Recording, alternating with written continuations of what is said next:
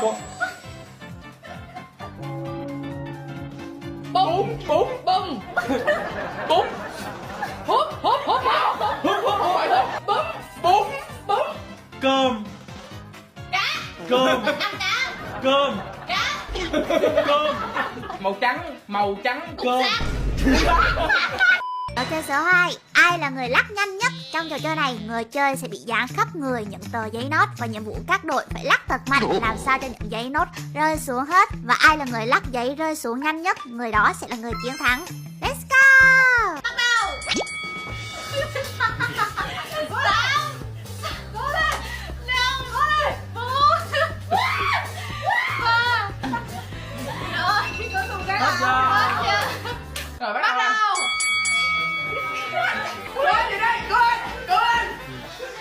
Hay quá nơi, hay quá. Vũ điệu điên cuồng, vũ điệu điên cuồng. Tuyệt vời, tuyệt vời. Are you ready? Nhìn cao bây giờ. Sẵn sàng nha. Chuẩn 3, 2, 1, bắt đầu.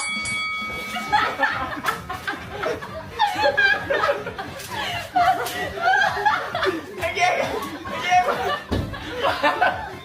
Đắng đắng.